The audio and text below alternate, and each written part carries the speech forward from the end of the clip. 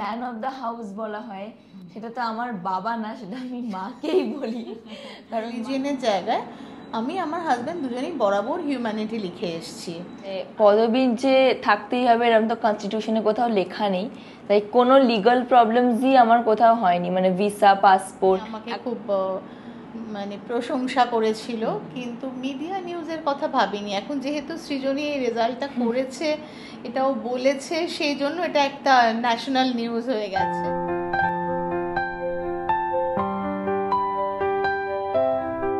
Welcome to Sharmila show house.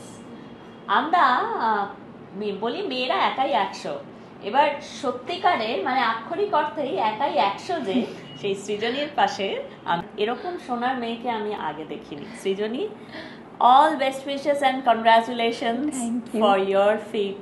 এবং সারা পৃথিবী এখন তোমার কথা বলছে, নট অনলি ইন্ডিয়া। কনগ্রাচুলেশনস। তো আজকে কিরম ভাবে কাটলো বলো? আজকের দিনটা তো তোমার কাছে আজকে খুব হেক্টিক গেছে। আজকে তো সকাল থেকে স্কুলের একটা ফেলিসিটেশন ছিল, তো সেটা খুব বড় করে, মানে সেটা খুবই এনজয় করেছি, যে পুরো পুরো স্কুলকে সব স্টুডেন্ট, টিচার সবাই একটা স্ট্যান্ডিং ওভেশন। কারণ ফার্স্টের সামনে বসতে বলেছিল, তখন আমার প্রিন্সিপাল স্যার স্পিচ দিচ্ছিলেন। এমনি আজকে একটু গন্ডগোল হয়ে গেছিলো বাড়িতে, আসলে এতজন পুরো ফ্যামিলি যাচ্ছিলাম, তো সবার ঘুম থেকে উঠে রেডি হতে হতে 8:20 সময় যাওয়া উচিত ছিল, কিন্তু আমরা পৌঁছেছি ওখানে 8, সাড়ে 8টা, তারও একটু পরে। তো সবাই বলছে স্কুলের তো উল্টো দিকে থাকি, সেটা দেরি কি করে হলো। কিন্তু তারপরে অ্যাসেম্বলিটা যদিও মিস করে থাকি, তারপরে পুরো জিনিসটা একটা, আমিও একটা স্পিচ দিলাম, মা বাবা দুজনেই স্পিচ দিল, তারপরে পুরো স্কুল সব টিচারদের সাথে, শুধু টিচার না, আমাদের স্কুলের যেই মাসিরা, কাকুরা, প্রত্যেককে আমি কেক খাইয়েছি। অ্যান্ড মানে পুরো overall it was a very overwhelming জিনিস। এই দিনটা মনে হয়েছে না নিজের স্কুলে আমি সেলিব্রিটি। হ্যাঁ, একদম সেলিব্রিটি ট্রিটমেন্ট পাচ্ছি নিজের স্কুলে, একটু বেশি পাচ্ছি, মানে আমারই তখন কেমন একটা লাগছে, এতটা ডিজার্ভ করি না। সৃজনী, যে কারণে আমার মনে হয় যে নম্বরের থেকেও বেশি তোমার যে চিন্তাধারা, তোমার যে ভাবনা, সেটা মানুষকে অনেক বেশি ছুঁয়ে গেল। নম্বর তো অবশ্যই, সেটার কোনো বিকল্প নেই, কারণ এই পর্যন্ত আমার মনে হয় আইএসসির ইতিহাসেই কেউ সবকটা সাবজেক্টে 100 পেয়ে 100% মার্কস পায়নি। সে একটা এমন মাইলস্টোন যেটা ভাঙতে, যে রেকর্ডটা ভাঙতে অনেক সময় লাগবে, কিন্তু যেটা যেভাবে তোমাকে বাবা মা বড় করেছেন, নামের পাশে এমন কোনো আইডেন্টিটি থাকবে না যা আমাদের ক্লাসিফিকেশনগুলো মেনটেন করতে সাহায্য করে। আমাদের সমাজ বহুকাল, মানে বহু বছর ধরে, যুগ যুগ ধরে কিন্তু এই পদবি দিয়েই নির্বাচন করে আইডেন্টিটি। হ্যাঁ, এবং সেটা আমি জেনেছি যে তোমার বাবা মা প্রথম থেকেই এইভাবে তোমাকে, মানে তোমার নামটা যাতে পদবীর সঙ্গে সংশ্লিষ্ট না হয়ে যায় সেটা করেছেন। এবং তুমি যখন তুমি অ্যাডমিট কার্ডে তোমার রিকোয়েস্ট ছিল যে যাতে তোমার পাশে কোনো পদবী না থাকে, সেটা লিগালি অ্যাপ্রুভড হয়েছে। মানে পদবীর যে থাকতেই হবে এরকম তো কনস্টিটিউশনে কোথাও লেখা নেই, তাই কোনো লিগাল প্রবলেমসই আমার কোথাও হয়নি, মানে ভিসা, পাসপোর্ট। এখন যেহেতু জিনিসটা লাইটে এসছে, তো অনেক কমেন্টস দেখছি যে একে ভিসা পাসপোর্ট করতে গেলে কি করবে, কিন্তু আমার ছোটবেলা থেকে এত বিদেশে যাওয়া, এত পাসপোর্ট শেষ হয়ে গেছে, আমার 2-3টে পাসপোর্ট, তো সেখানে আমার কোনোই অসুবিধা হয়নি। সব Aadhaar card, PAN card, visa, passport সব কিছুই মানে নর্মালি হয়েছে। আর স্কুলে আমার যে বোর্ডে আইসিএসসি বা আইএসসি, এই দুটোই, যে আইসিএসসির সময়ও কোনো প্রবলেম হয়নি, আইএসসির সময়ও প্রবলেম হয়নি। আর রিলিজিয়নটাকে আমি হিউম্যানিটি হিসেবেই সিলেক্ট করেছিলাম, কারণ আমি তো কোনো রিলিজিয়নও মানি না, তো এতে কোনো লিগালি তো কোনো প্রশ্নই নেই। তাই কিন্তু এই জিনিসটা অনেকের কাছে খুব অস্বাভাবিক লাগছে, সেটা অনেকে হয়তো ভালোভাবে নিচ্ছে না অন দি ইন্টারনেট। অনেকের কথা আমাদের ভাবার খুব একটা দরকার নেই, কিন্তু যেটা সিগনিফিকেন্টলি ভাবার দরকার আছে সেটা হচ্ছে তুমি একটা পথ দেখিয়ে দিলে। আসলে এটা হয়তো অনেকে চেষ্টা করেন, কিন্তু কোনো না কোনো জায়গায় গিয়ে আটকে যান বলে আর ভাবেন যে এটা খুব বিশেষ আর কি পরিবর্তন হবে, কিন্তু পরিবর্তনটা যে কোথায় হবে, কোন মানে কোন গর্ভমূলে সেই পরিবর্তনটা হবে সেটা বোধহয় সৃজনী প্রথম দেখালো। ধরো এখন আমাদের মেয়েদের একটা ক্রাইসিস থাকে, আমি জানি না এটা তুমি কিভাবে ডিফাইন করবে, সেটা হচ্ছে মেয়েরা যখন বিয়ে করে তখন বাবার পদবি গ্রহণ করে, স্বামীর পদবি গ্রহণ করে, সেটাকেই আধুনিকতার পরিচয় দেয়। কারণ একটি মেয়ের নাম পদবি এবং তারপরেও দেখা গেছে পরের জেনারেশনে গিয়ে 3 থেকে 4টি পদবি কিন্তু তার নামের সঙ্গে যুক্ত হয়ে যাচ্ছে এবং নামটা একটা অদ্ভুত বড় হয়ে চলেছে। এবং সেটা শুধু আমাদের বাঙালিদের ক্ষেত্রেও নয়, দেশের অন্যান্য জায়গাতেও এই ধরনের একটা আইডেন্টিটি তৈরি হচ্ছে বা আমাদের নাম লেখার ক্ষেত্রে এরকম একটা ব্যাপার তৈরি হচ্ছে এবং সেটাকেই আমরা আধুনিকতা বলে মেনে নিচ্ছি। তোমার পদক্ষেপটা কি এই পুরো ধারণাটাকে চূর্ণ করে দেবে? মানে যারা মা বাবা দুজনেরই নিচ্ছে তারা এই পেট্রিয়ার্কি ব্যাপারটা ভাঙছে ডেফিনেটলি, কিন্তু তারপর কাস্টটা তো রয়ে গেছে। কারণ একটা মুখার্জি বলি কি গোস্বামী বলি, এটা যে একটা ব্রাহ্মণ, মানে আমি বলছি আমি মুখার্জি মানে আমি ব্রাহ্মণ হয়ে গেলাম, তো সেটাকে তো এই 2-3টে সারনেম নিয়ে সেটা ভাঙা হচ্ছে না। কিন্তু নিশ্চয়ই সেটা মানে কমপ্লিটলি বাবার সারনেম নেওয়ার থেকে তো বেটার। কিন্তু এটার তো কোনো মানে নেই যে একটা 4-5টা সারনেম একটা শুধু আইডেন্টিটির জন্য আমি রেখে দেবো নামের পাশে, তার থেকে কোনো সারনেমই নেব না। আচ্ছা, তোমার এই কিন্তু আমরা যেটা মনে হয় আমরা কনফিউজড হতে চলেছি।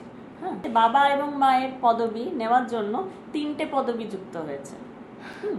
তো সেটা একটা তার কিন্তু পরবর্তীতে অসুবিধাই হচ্ছে, তার নামটা খুব বড় নাম কি করে লিখছে। পরীক্ষার খাতায় তোমার পরীক্ষা, যেহেতু পরীক্ষার সময় অন্য একটা পেপার নিয়ে যখন সে লেখা শুরু করছে খুব তাড়াহুড়োতে, তখন তার মস্ত বড় নামটা আগে লিখতে হচ্ছে। হ্যাঁ, মজা হলেও এটা মানে সত্যি এটা আমারও প্রশ্ন যে কি করে পরীক্ষার খাতায় এত বড় নাম কি করে লেখে। আমার খুব সুবিধা ছিল, আমি জাস্ট 7টা লেটার লিখে দিলে আমার শেষ হয়ে যেত।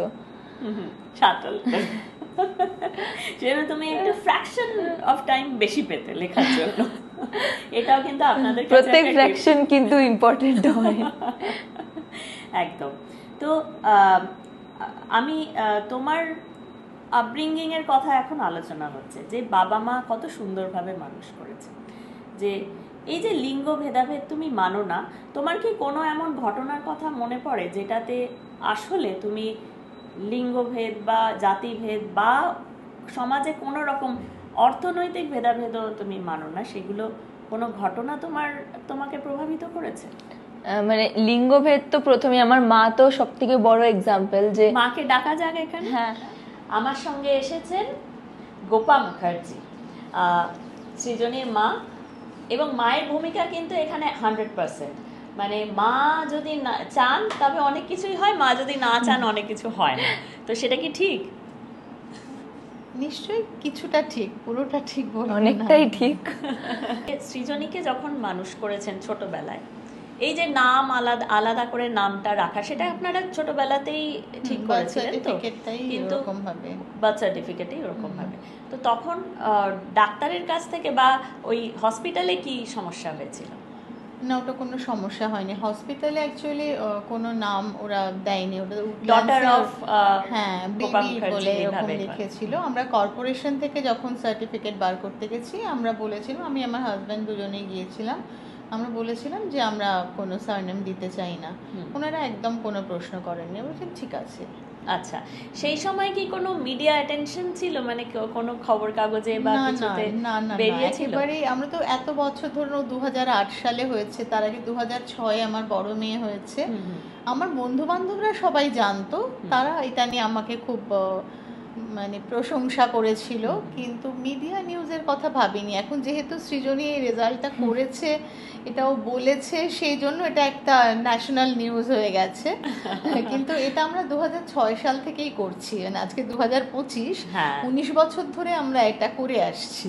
এখন লাইটে আসছে বলে জিনিসগুলো আসছে, কিন্তু এবং আমরাও কিন্তু যখন আমাদের কলেজের পড়ার সময় যে মানে রিলিজিয়নের জায়গায় আমি আমার হাজব্যান্ড দুজনেই বরাবর হিউম্যানিটি লিখে এসেছি। আচ্ছা, এবং আমার মনে আছে যে আমরা যখন যাদবপুরে আমি সবে ঢুকেছি, তখন কিছুর একটা ফর্ম ছিল, আমার এখন মনে নেই, তাতে টাইটেলের জায়গায় ছিল miss or Mrs or mister. আচ্ছা তো এটা নিয়ে আমি খুব প্রতিবাদ করেছিলাম এবং ডিনস অফিসেও গিয়ে দেখা করে আমি বলেছিলাম যে ছেলেদের ক্ষেত্রে শুধু একটা মিস্টার আর মেয়েদের ক্ষেত্রে ম্যারিটাল পরিচয়টা কেন ইম্পর্টেন্ট হচ্ছে। তো উনি মেনে নিয়েছিলেন তখন যিনি ছিলেন ডিন, এবং তার জন্য ফর্ম চেঞ্জ করা হয়েছিল, চেঞ্জ করে অর এসএমটি এই অপশনটা দিয়েছিল। আচ্ছা তো আমি সবসময় এসএমটি বা এমএস এরকম লিখি। তাহলে মাও চেঞ্জ মেকার এবং সেই ধারাটা আসলে সৃজনী বহন করছে। কিন্তু বাইরেও আরেকটা থাকে, সমাজ। মানে সমাজের কাছে এই জিনিসটা এখনো ও খুব কায়দা করে নিজের নাম লেখে আর কিছু, মানে ওদের একটা ব্যাপার আছে, ওদের এরম ভাবে একটা আইসোলেশনের প্রবণতা থাকে। সেটা নিশ্চয়ই বারে বারেই আপনারা ফেস করেছেন নাকি করেননি? না, বারে না, মানে সবাই খুব সাপোর্টিভই ছিল অ্যাকচুয়ালি। এই প্রথম আমি এই সাপোর্টিভের বাইরে অন্য কিছু দেখছি। আমি জানি না মা বাবারা ছোটবেলায় কিছু ফেস করেছিল কিনা, কিন্তু আমি অন্তত স্কুল লাইফে আমার বন্ধুদের থেকে বা টিচারদের থেকে, হ্যাঁ একজন দুজন টিচার কিছু মাঝে মাঝে বলতেন যে এই পাসপোর্ট হবে না, এই ভিসা হবে না, তখন আমি বলতাম যে না কেন, আমার তো সবই হয়ে গেছে। আচ্ছা, কিন্তু সেরকম ভাবে আমি অ্যাটলিস্ট কিছু ফেস করি, মানে মেজরিটি অপোজিশন আসেনি, সেটা প্রথমবারই দেখছি। অপোজ করেছে, কিন্তু বাকিরা হয়তো অবাক হয়েছে কিন্তু অপোজ করেনি। আচ্ছা, এরকম কি কোনো মানে কথা শুনতে পেয়েছেন যে মানে পৃথিবীতে আরো অনেক সমস্যা আছে, এইটুকু সমস্যা মানে এইটুকুর জন্য তুমি কেন এত? হ্যাঁ, সেটা ওই যে আন্দোলন মানে যে প্রতিবাদটার কথা বললাম যাদবপুরে, ওই সময় আমাদের অনেক ক্লাসমেট বা আরো কেউ বলেছিল যে আরো অনেক বড় ব্যাপার আছে আন্দোলন করবার মতো। তো আমি সেটা বলেছিলাম যে সেই যে বড় প্রতিবাদগুলো সেগুলো তো আছি, কিন্তু ছোট প্রতিবাদটা ছেড়ে বড় প্রতিবাদ হয় না, ছোট থেকেই তো বড়টা হবে। ঠিক। আর এই যে ধারণাগুলো না, এটা অনেকেই মনে করে, এটা শুধু এই ব্যাপার থেকে আমি অন্য একটা প্রসঙ্গে যাচ্ছি, যে মেয়েদের নিয়ে যে চিন্তা ভাবনাগুলো সমাজে, তো অনেক সময় আমরা হয়তো কোনো অর্থনৈতিক সামাজিক দাবিতে আন্দোলন করছি, সেখানে মেয়েদের আলাদা করে যে লিঙ্গভিত্তিক দাবিগুলো, সেগুলো মনে করা হয় যে ঠিক আছে সামাজিক আন্দোলনটা হয়ে যাক, এটা অনেক বড় ইস্যু, অনেক গ্রেটার কজ, এটা হয়ে গেলে তারপর আমরা ওটা নিয়ে ভাববো। এটা খুব ভুল চিন্তা। মানে ওই আন্দোলনটা করতে করতে একসঙ্গে একটা বৈষম্যের বিরুদ্ধে লড়লে সবকটা বৈষম্যের বিরুদ্ধে একসঙ্গে লড়তে হয়, মানে ওটা ছেড়ে দিয়ে এটা হবে না, তাহলে কিন্তু পিছিয়ে যায় অনেক লড়াইটা।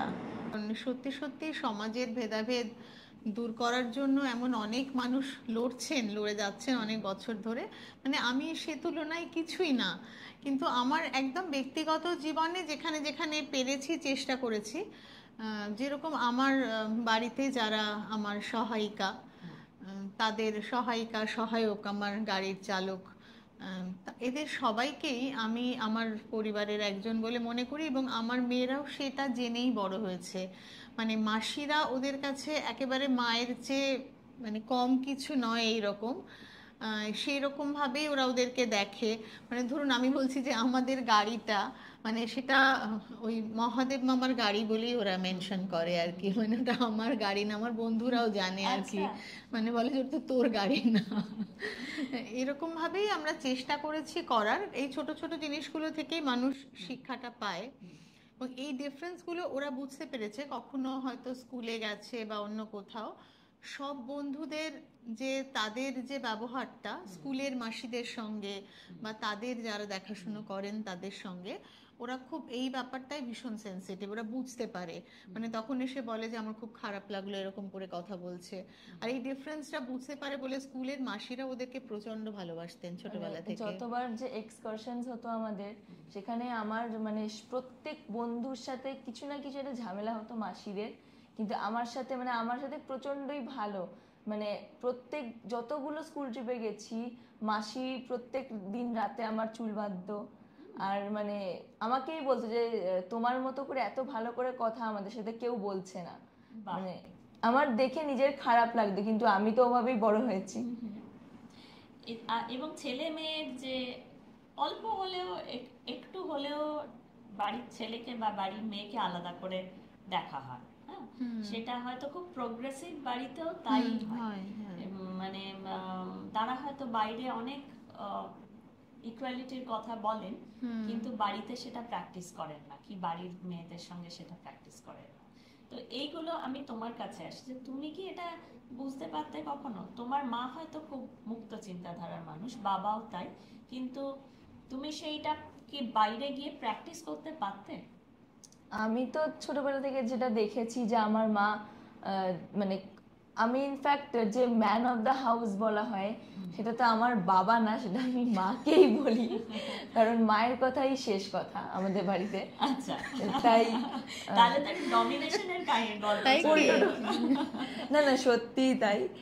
আর না কিন্তু মানে দ্যাট হ্যাজ আ রিজন, কারণ মা বাড়ির সবকিছু মানে প্রত্যেকটা দিক যে কি রান্না হলো সেখান থেকে শুরু করে মেয়েরা কি পড়াশোনা করলো প্রত্যেকটা জিনিস মাই দেখে।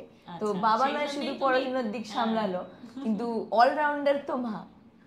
আচ্ছা, মানে তোমার যদি কোনো প্রবলেম হয়, প্রবলেম সলভ করতে তুমি মায়ের কাছেই গেছো? প্রত্যেকে বাড়ির, শুধু আমি না সবাই। মায়ের প্রবলেম কে সলভ করে আমি জানি না, মা নিজেই পারেন, সেটা তো তোমরা যখন বাবা অ্যাডভাইস করে। ও বলছে বাবা করে। তো এই যে ধরো তুমি বাইরে গিয়ে কিছু ফেস করলে, মানে যে কোনো মেয়ে বিপদে পড়েছে বা কোনো মেয়ে হয়তো ওই সমাজের যে লিঙ্গ বৈষম্য তারই শিকার, তুমি কি সেটা এগিয়ে গিয়ে প্রতিবাদ করেছো? হ্যাঁ, আমি ডিরেক্টলি সেরকম ভাবে দেখিনি কিছু, কিন্তু মানে এই যে অভয় আন্দোলন হলো সেখানে তো মানে মানে সেই এই ইস্যুটা তো একটা খুব বড় ইস্যু যে মেয়েদের সেফটি, সেটা নিয়ে তো আমি আন্দোলনে পার্টিসিপেট করেছি আর মানে পরবর্তীকালে করব।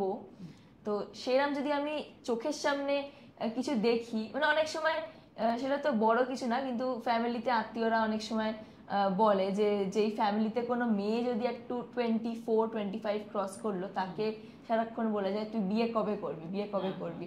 তো কিন্তু কোনো ছেলে সে 30 বছর হয়ে গেল, 30 না গো, ছেলেদেরও 24 বছর বয়স থেকেই মায়েরা হ্যাঁ, বলে এখন থাকে যে মায়েরা বিয়ে বলে, করবি, কিন্তু করবি। সমাজও বলে কি হলো বিয়ে করছে না কিন্তু কেন? আত্মীয় স্বজনরা মানে মেয়েদের একদম শুরু থেকে যে ছেলেদের হ্যাঁ তুই চাকরি পাবি তারপর বিয়ে করবি, কিন্তু সে মানে এরম কথাবার্তা যদি আমি আর দিদি হয়তো এমনি ক্যাজুয়ালি বললো কেউ, কিন্তু সেটা শুনলেই আমরা মানে সেই মুহূর্তে পুরো সব ছেড়ে দিয়ে সব কাজকর্ম ছেড়ে আগে ওটা ঝগড়া করতে আসি যে এটা কেন বললে। একটা এক্সটেন্ডেড ফ্যামিলির মধ্যে আর কি। আমার বাড়িতে কখনো আমি শুনিনি এগুলো, তাই কিন্তু মানে কখনো কোনো আত্মীয় স্বজন ক্যাজুয়ালি হয়তো বললো কিছু, বা কেউ হয়তো কারোর বিয়ের জন্য মানে দেখছে পাত্রী, সেটা তাকে নিয়ে কিছু হয়তো বললো যে কি এরকম দেখতে কেন, তখন আমি আর দিদি মানে ছুটে এসে আমরা ঝগড়া করি যে কেন শুধু মেয়েকেই কেন, কেন মেয়েদের এরকম খবরের কাগজে যে বিজ্ঞাপনগুলো তোমরা যেগুলো ছবি তুলছো এগুলো এরকম একটা প্রোডাক্টের মতো ট্রিট করছে কেন। তো সেই জিনিসগুলো সবসময় ছোটবেলা থেকে যেটা দেখেছি সেটার আগেনস্টেই প্রতিবাদ করি। মানে তুমি আমরা মেয়েরা জন্মের পর থেকেই নানা রকম প্রবলেমের মধ্যে দিয়ে হেঁটে হেঁটে হেঁটে হেঁটে বড় হয়েছে, ঠিক আছে? মানে প্রবলেমগুলো অ্যাজ ইফ আমাদের যেটা বলা হয়েছে, আমরা ভাবি যে এইটা যদি আমরা করি তাহলে এর ফলাফল কি হবে, ভাবি এত বেশি যে একটা স্টেপ পরের স্টেপটা নিতে অনেক প্রবলেম হয়ে যায়। এবং এটা এটা সব মেয়েদেরই কম বেশি হয়। এবং আমাদের আগেকার জেনারেশন, মানে আমি বলবো আপনারও আগের জেনারেশন, ওই খাঁচাগুলো ভেঙেছেন, আস্তে আস্তে ভেঙেছেন বলেই আপনি বেরিয়ে আসতে পেরেছেন, মানে তারপরে আপনার পরে আপনার মেয়ে বেরোতে পেরেছে। এটা একটা কিন্তু মানে বহু বছরের কাহিনী, মানে বহু দিনের পরে এরকম ভাবে বেরিয়ে আসতে পারে খাঁচা ছেড়ে। এবং আপনার মেয়ের বেরিয়ে আসাটা তো পুরোপুরি একটা মুক্তির আনন্দ। হয়তো বা এই যে ওর মধ্যে কোনো মানে ইনহিবিশনস নেই, সেটাই ওকে ওই 100-100 পেতে হেল্প করেছে, ঠিক কি? একদম। কিন্তু কি করে পাওয়া যায় বলো তো? না এই সায়েন্সে মানে তো আজ সবাই থেকে যদি পায়। আমি ইনহিবিশন ফ্রি হয়ে যাই তাহলে কি আমিও পাবো? না কিন্তু আমি মানে আমরা কেউ ঠাকুরে বিশ্বাস না করলেও আমার দিদি সবসময় বলে যে একটা পজিটিভ এনার্জিতে বিশ্বাস করি, মানে আমাদের মানে আমার মা বা ফ্যামিলি মেম্বার্সরা যে এত যদি তোমরা এত ভালো কাজ করছো তার একটা ফল, তাই জন্য আমাদের ফ্যামিলির সাথে যেটা হচ্ছে সেটা ভালো জিনিস হচ্ছে। সো সেইরকম একটা জিনিস যে এমন না যে ইনহিবিশন ফ্রি হলে মানে সেটার সাথে কোনো ডিরেক্ট সম্পর্ক না থাকলেও একটা যে আমি যদি কিছু ভালো কাজ করি দেন একটা পিসফুল যে থাকা যাবে, যে মনটাও যে শান্তি কাম কম্পোজড, সো সেটা ডেফিনেটলি কোনো জায়গায় হেল্প করে। একদম। আর এই সময়টা আপনাকে জিজ্ঞাসা করি, এমনই একটা অশান্ত সময় যে বাচ্চাদের মানুষ করাটা খুব ডিফিকাল্ট। মানে শুধু যে তারা বাবা মায়ের কথা শুনে বা বাবা মায়ের আবহে বড় হচ্ছে তা নয়, তাদের হাতেই যে জিনিসটা আছে বা চোখের সামনে যেসব জিনিস আছে সেগুলো কৃত্রিম হলেও তারা কিন্তু খুব ভালোভাবে মগজের মধ্যে ঢুকে যাচ্ছে, মানে নানা রকম দিক থেকে ঢুকে যাচ্ছে। একটু আগেই ওর সঙ্গে কথা হচ্ছিল, আমি জিজ্ঞাসা করছিলাম তুমি সোশ্যাল মিডিয়া সার্ভি, মানে তুমিও দেখতে এত সুন্দর, তোমারও হয়তো ইচ্ছে করে একটা রিল বানাই, একটা কিছু, বা তুমি যে আমি বানাতে পারি না সেটা মানে এটা হয়ে গেছে কি যে এখন যেহেতু মোবাইলের ফ্রন্ট ক্যামেরাটাই বেশি এফেক্ট করে, মানে যারা পড়াশোনা করছে তাদেরও, যে আলাদা করে তাদেরকে আমার মতো করে বড় করব সেইটা হয়ে উঠছে না। অনেক ক্ষেত্রেই তারা এমন এমন জিনিস দেখছে যেটা আমাদের গোচরে নয়, এবং এইগুলোর কিন্তু প্রভাব আছে। হ্যাঁ, তো আপনি আপনার মেয়েকে কি সেটা থেকে একদম দূরে রেখেছিলেন? না, দূরে আমি একদমই রাখিনি, কারণ অনেক পেরেন্ট বিশ্বাস করেন যে যেহেতু এই মোবাইলের অনেক নেগেটিভ ইম্প্যাক্ট হয় বাচ্চার উপরে, ভীষণ অ্যাডিকশন প্রবলেম হয়, কোভিডের পর তো ভয়ঙ্করভাবে দেখেছি আমরা। তো আমি যেটা মনে করেছিলাম, আমার মনে আছে অনেক বছর আগে আমি একটা দেবেশ রায়ের আর্টিকেল পড়েছিলাম, সেখানে উনি বলেছিলেন এটা যে নতুন পৃথিবীকে জানতে গেলে এই ইন্টারনেট মোবাইল এগুলোর গুরুত্ব একদম অস্বীকার করা যাবে না। আমি ওটা একদম 100% সহমত ওটার সাথে। তাই আমি ওদেরকে খুব ছোটবেলাতেই কিন্তু মোবাইল দিয়েছি, মানে বোধহয় ক্লাস 5-6 তখন আমি দিদি একটা শেয়ার করতে, আমি কিছু পেতাম না, সেটা দিদি নিয়ে দিত।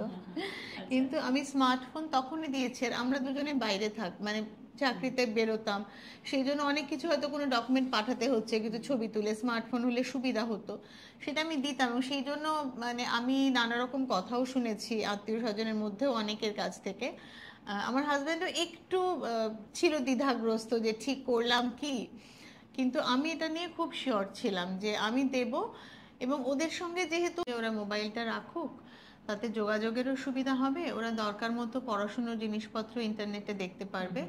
আর আমি যেটা করতাম যে আমি প্রত্যেক দিন এসে ওদের সঙ্গে যখন গল্প করতাম, আজকে কি দেখলি, কি করলি, মানে এমনি শুধু যে মোবাইলের গল্প করতাম তা তো নয়, ওদের প্রত্যেক দিনের স্কুলে কি হতো, কোন বন্ধু কি বললো, মানে এই ব্যাপারে যে আমি কত খবর ওর কাছ থেকে পেয়েছি।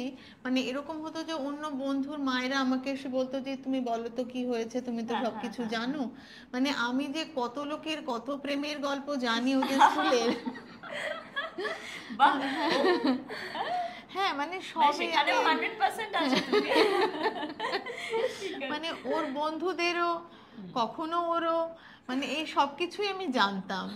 হ্যাঁ, তো সেইগুলো নিয়ে যেহেতু আলোচনা করতাম, মোবাইলে সবসময় যে একেবারে ঠিক ঠিক যা যা দেখা উচিত এমন দেখতো তাও কিন্তু নয়, কখনো এদিক সেদিক দেখতো, সেটা আমাকে বলতো। আমি না কিন্তু, হ্যাঁ যাই হোক, দিদি দেখতো, আমায় দেখতেই দিত, তুইও দেখতিস কখনো। কিন্তু আমার মনে হতো যে এগুলো খুব স্বাভাবিক কৌতূহল এই বয়সে, খুব স্বাভাবিক প্রবণতা, সেটাও দেখলো, তারপর আমার সঙ্গে আলোচনা করলো, আমি ওকে জিনিসটা বুঝিয়ে দিলাম। কিন্তু আমি যদি পুরোটা আটকে দিই, তখনও লুকিয়ে লুকিয়ে অনেক কিছু দেখতে থাকবে যেটাকে বোঝানোর কেউ থাকবে না, তখন ওটা পারভার্সন হয়ে যাবে। তো সেই জন্য আমি ওটা তো ওরা দেখতোই, প্লাস ওদেরকে নিয়ে বসে একসঙ্গে বসে আমি এমন অনেক কিছু দেখেছি যে ওই বয়সে মা বাবার সঙ্গে বসে দেখার কথা কেউ ভাবতেই পারে না সেগুলো। আমার বন্ধুরা জিজ্ঞেস করে যে তুই এই সিনেমাটা তোর মা বাবার সঙ্গে বসে কি করে দেখলি, মানে আমি তো এটা চালিয়েছি, আর যখন কোনো সিন এরম টাইপের কোনো সিন এসছে আমি মানে ঘর থেকে বেরিয়ে গেছি। আমি বলছি না, এটা তো মানে খুব নর্মাল, মানে একটা সিনেমায় যদি কিছু অন্যরকম কিছু দেখায় সেটা আমার মা বাবার সঙ্গে মানে মানুষের জীবনে তো সবকিছুই আছে, এবং এটা ওরা যখন একটা অ্যাডোলেসেন্স পেরোচ্ছে তখন তো জানতে হবে আস্তে আস্তে। বলে আমি সবটাই আলোচনা করতাম, সেজন্য আমার মনে হয়নি যে এটা নিয়ে খুব, কখনো হয়নি তা না, কখনো ধরুন ইনস্টাগ্রামে কারোর সঙ্গে একটু ভুলভাল বন্ধুত্ব, ভুলভাল ছবি পোস্ট করা হয়েছে, কিন্তু সেটা নিয়ে বড় সমস্যা হয়নি কখনো। আস্তে আস্তে বুঝিয়েছি, ও নিজে বুঝতে পেরেছে, তারপরে আবার ঠিক হয়ে গেছে। কিন্তু এটা নিয়ে একটা বিরাট কিছু যদি ঘটনা করে ফেলতাম, তখন ওর ওরকম একটা মানসিক, খুব অল্প বয়সে মানুষের উপর খুব আঘাত হয়, তখন খুব বিরুদ্ধ একটা কিছু করার ইচ্ছা হয়।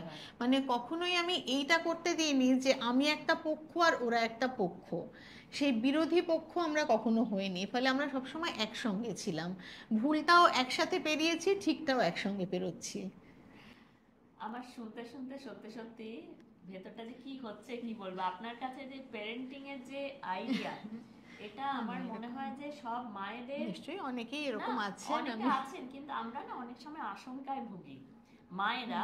মানে কি হবে যদি ও এটা করে ফেলে, কি হবে যদি মানে বর্তমানের থেকে ভবিষ্যতের চিন্তাটায় আমরা মায়েরা সবসময় ভুগি।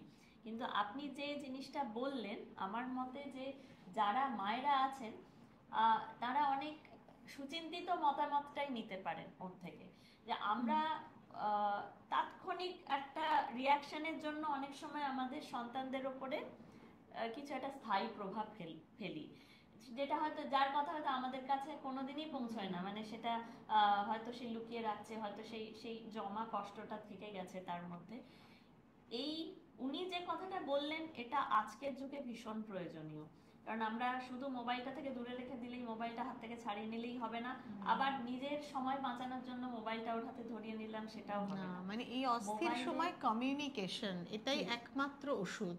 মানে বাচ্চার সঙ্গে সবসময় কমিউনিকেশনের দরজাটাকে খোলা রাখা, এটা ছাড়া আপনি কিছুতেই আটকাতে পারবেন না বাইরের প্রভাব থেকে। আর এখন ও 100-100, 400-400, এমনও সময় আসতে পারে যখন হয়তো ও ওই নম্বরটা অ্যাচিভ করতে পারলো না। ওর মধ্যে কি কখনো আপনি এটা দেখেছেন যে আমাকে পারতেই হবে ওইটা, মানে আমি যখন 100 পেয়ে গেছি, আমাকে এরপরে 110 পেতে হবে, মানে প্রায় তাই নিজের মধ্যেই নিজের কম্পিটিশন। এটা যদি ওর মধ্যে গ্রো করে তাহলে কি করবে? না, এটা তো ওর মধ্যে মাঝে মাঝেই গ্রো করেছে, সেটাকে কন্ট্রোল করতে হয়েছে। মানে ওর আইসিএসসি রেজাল্টেও ও চেয়েছিল আরো ভালো হোক, ও 98.8% পেয়েছিল, কিন্তু ওর আশা ছিল আরেকটু বেশি। কতগুলো সিলি মিস্টেক করেছে, তখন ভীষণ ভেঙে পড়ছিল, কেন হলো না এরকম। তখন ওকে তো বোঝাতে হয়েছে, মানে সাকসেস ঠিক আছে, তুমি তোমার বেস্টটা দিয়েছো, সিলি মিস্টেক করেছো, পরে আর হয়তো করবে না, কিন্তু এটা নিয়ে আমি ওটা কেন পেলাম না, এই ফেমটা কেন পেলাম না, এটার পিছনে কখনো দৌড়বে না। তো এটাই এই 11-12 ওকে সেভাবেই বুঝিয়ে এসছে, এবং একটা সময় ও বুঝতে পারলো যে আমাকে এই টপ করতেই হবে, এটা পেতেই হবে, এটা করলে আমি কিছু পেতে পারবো না। তখন ও একেবারে ফ্রি মাইন্ডে পরীক্ষা দিল যে আমি চেষ্টা করছি আমার সর্বোচ্চ ভালো যাতে হয়, আমি পড়াশোনাটা করছি, আমি পরীক্ষা দিচ্ছি, ফলটা যা হবে হবে। ওইটা করতে পেরেছে বলেই কিন্তু রেজাল্টটা করতে পেরেছে, কিন্তু আমাকে ওটা পেতেই হবে, করতেই হবে, এটা করলে কিন্তু ভুল হয়ে যায়, তাহলে আর পাওয়া যায় না সেটা। ও জীবনের পথ কিভাবে বাঁচবে বলে মনে হয়? আর ওর এখন তো একটা অন্য সময় এলো, আপনাদের ছেড়ে যেতে হবে, তাই তো? তো সেটা, এবং হাত ছেড়ে দেওয়াটাও অত সহজ নয়। আবার ও একা নিজের ডিসিশনগুলো এরপর থেকে নিতে শুরু করবে, এটা ভাবাটাও অত সহজ নয়। হ্যাঁ, দুটোই ঠিক কথা। তবে ডিসিশনগুলো ও অনেকটাই নিজেই নিয়েছে, যে ভবিষ্যতে কি পড়বে না পড়বে, হয়তো আমরা কিছু অপশনগুলো সামনে ধরেছি, যেহেতু আমরা এটার সম্পর্কে একটু জানি, এইটুকু সুবিধা ছিল আমাদের। আমার হাজব্যান্ড যেহেতু ম্যাথমেটিশিয়ান, সেই জন্য ওর এই ইনস্টিটিউটেই পড়া যায়, কিন্তু ডিসিশনটা একদম ওর ছিল যে আমি এইটা করব, এবং সেটা ছোট থেকেই আমার দুই মেয়ের ক্ষেত্রেই। মানে আমরা ডিসিশন তৈরি করে দিইনি। আমার বড় মেয়ে বায়োলজি খুব ভালোবাসে, তো আমার হাজব্যান্ড যেহেতু গবেষণার দিকেই আছেন, বলেছিলেন যে তাহলে বায়োলজিক্যাল সায়েন্স রিসার্চ করতে পারিস। ও প্রথমেই বলে দিল, তখন ক্লাস 8-এ পড়ে, আমি ক্লিনিক্যাল বায়োলজি চাই, আমি বায়োলজি নিয়ে রিসার্চ চাই না, আমি মেডিকেল পড়বো। তো ডিসিশন সবটাই ওদের। মানে আমরা তিনজন খুব বন্ধুর মতো, আমার দুই মেয়ে আর আমি, আমরা এত কিছু শেয়ার করি, মানে আমিও আমার এমন অনেক কিছু ডিটেলস ওদেরকে শেয়ার করেছি যে ওদের বন্ধুরা খুব অবাক হয়ে যায় যে এটা কি করে তুই জানিস মার এই সমস্ত কথা। তো আমাদের এই বন্ধুত্বটা নিশ্চয়ই থাকবে সারা জীবন, কিন্তু একদম প্রত্যেক দিনের সবকিছু শেয়ার তো করতে পারবো না, সেটা আমরা নিশ্চয়ই মিস করব। তো আমরা এটা বুঝতে পারছিলাম কয়েক মাস ধরে, আমরা বলছিলাম যে আমরা মানে ইচ এন্ড এভরি মোমেন্ট আমরা এখন এনজয় করি, আমরা প্রত্যেকটা মুহূর্ত সকাল থেকে রাত অবধি, যে এরকম থাকা হয়তো আমাদের আর অনেক দিন হবে না জীবনে। সেই চলছে আর কি সেই প্রক্রিয়াটা। একদম। আর সৃজনী, এই যে হঠাৎ করে লাইমলাইট পেলে, তুমি তো এখন সারা ইন্ডিয়া বিখ্যাত। ইনফ্যাক্ট এখন যেসব আইপিএল চলছে, এই চলছে, ওটা চলছে, অনেক সেলিব্রিটির মুখ, তার মধ্যে কাগজে তোমারও মুখ। হ্যাঁ, তোমার নিশ্চয়ই এক নাম্বার ওয়ান। তুমি এগুলো জানো যে এখন খুব ব্র্যান্ড অ্যাসোসিয়েশন ইত্যাদি ইত্যাদি খুব বেশি করে হয়, মানে বিভিন্ন ব্র্যান্ডস খোঁজে যে এরকম কৃতি ছাত্রকে তাদের ব্র্যান্ডের অঙ্গ করে নেওয়া, তাদের মুখ হয়ে দাঁড়ানো, এবং তুমি খুব সুন্দরীও। সেই জন্য এই যে এইসব প্রলোভনগুলো, ইফ্যাটাল প্রলোভন, যে যেভাবে দেখে, এটা থেকে তুমি কমফোর্টেবল? মানে তোমাকে যদি কোনো ব্র্যান্ড এসে বলে যে তুমি এটা এন্ডোর্স করো, মেবি সেটা বিউটি ব্র্যান্ডও হতে পারে। হ্যাঁ, আমার মানে প্রিভিলেজ বলবো। প্রিভিলেজ? ও আচ্ছা। কিন্তু হ্যাঁ, ডিপেন্ডস অন দ্য ব্র্যান্ড। সেটা যদি মানে হ্যাঁ, ব্র্যান্ড নিশ্চয়ই, মানে কোনো বইয়ের ব্র্যান্ড অনেক সময় দেখেছি অনেক বইয়ের পিছনে থাকে যে এই বছরের আইসিএসসি বা আইএসসি টপারের কিছু একটা কোড দিয়ে দিল, তো সেটাতে তো ক্ষতি নেই, বরং আমার ভালোই লাগবে যে আমার কোনো কথা যদি সেখানে কোড দেয়, সেটা যদি কাউকে হেল্প করে। আর বিউটি ব্র্যান্ডেও আমার একদমই কোনো মানে সেটা হবে না, আমি মডেল নই, কিন্তু ওর একটু ইচ্ছা আছে। হ্যাঁ, ওর ছোটবেলাতেও ছিল, ও এবং ওর দিদি দুজনেরই যে একটু মডেলিং এর ইচ্ছে আছে। আচ্ছা আচ্ছা। তো তাহলে তো এটা লিটারেলি, এই যে আমরা এত বিউটি কন্টেস্ট বা মিস ওয়ার্ল্ড, মিস ইউনিভার্স, এগুলোতে দেখি যে বিউটি উইথ ব্রেনস, এই কয়েনেজটাকে খুব পোর্ট্রে করা হয়, তো তুমি তো একদম সেটার মানে রাইট এক্সাম্পল। তুমি অলরেডি তোমার ব্রেন কি সেটা তুমি সবাইকে বুঝিয়ে দিয়েছো, এবারে তো ব্র্যান্ড অ্যাসোসিয়েশন হতে কোনো অসুবিধাই নেই। আপনারও নিশ্চয়ই কিছু না, সেটা ডিপেন্ড করবে আর কি, মানে আমি কোন ব্র্যান্ড শুধু না, মানে আমি কমার্শিয়ালাইজেশনটা কোন জায়গায় হচ্ছে সেটা বুঝে করতে, মানে miss world, miss universe contest নিয়ে আমার কিছু রিজার্ভেশনের জায়গা না, আছে। সেটা না, মানে জাস্ট অ্যাজ আ কোনো ব্র্যান্ডের অ্যাডভার্টাইজমেন্ট বা সেটা তখন ভেবে দেখতে হবে আর কি, এটা এই মুহূর্তে ভাবিনি আমার দিক এতটা। থেকে yes। মায়ের জন্য মেয়েরা অনেক এগোতে পারে, এবং মা যে দরজাটা খুলে দেয়, মেয়েরা সেই দরজা দিয়ে বেরিয়ে আরো সুন্দর পৃথিবীকে আবিষ্কার করে। সেটা আমার মনে হয় যে সৃজনী করে দেখিয়েছে, এবং আপনাকে কুর্নিশ যে আপনি এমন ডিসিশনগুলো জীবনে নিয়েছেন এবং আপনার মেয়েদের সেই ভাবেই তৈরি করেছেন, ওরাও সেইভাবে তৈরি হয়েছে। এই সবকটা ফ্যাক্টর একসঙ্গে মিলেই কিন্তু আজকের সৃজনী। তো thank you so much Sharmila show হাউসে আপনাদের এতটা সময় দেওয়ার জন্য, thank you so very much. আর যদি আপনারা চ্যানেলের দর্শকের উদ্দেশ্যে কিছু বলতে চান? যেহেতু এখন এই আইএসসি টপিকটা, তো সেখানে বলবো যে nothing is impossible, just you have to give in your best. তো কিছু ডিফিকাল্ট হতে পারে, কিন্তু যদি কিছুতে আমি লক্ষ্য স্থির করি যে এটাই করব, তাহলে কিছুই ইম্পসিবল হয় না। তো জীবনের যেটা চাওয়ার সেটা সবসময়, ইফ ইউ ওয়ার্ক হার্ড, সেটা ডেফিনেটলি পেয়ে যাবে। বাহ। আর আপনি কি বলবেন? সব হ্যাঁ, আমার এটাই বলার যে আমরা ভীষণ অস্থির সময়ে বাস করছি, বলে আমাদের নতুন যে প্রজন্ম, আমাদের পরবর্তী যে প্রজন্ম, তারা যেন একটা সুন্দর পৃথিবী দেখে যেতে পারে, তারা যেন সুন্দর পৃথিবীতে বাস করতে পারে, তার জন্য আমাদের তো চেষ্টা করা উচিত। তাই আমরা সমস্ত ধরনের সামাজিক, রাজনৈতিক এবং ছোটোখাটো যা কিছু বৈষম্য আমরা দেখব, মা বাবা হিসেবে আমরা সেগুলোর বিরুদ্ধে প্রতিবাদ করি, এবং আমাদের সন্তানের সঙ্গে আমাদের সম্পর্কটা খুব সহজ, স্বাভাবিক, বন্ধুত্বপূর্ণ করে তুলি।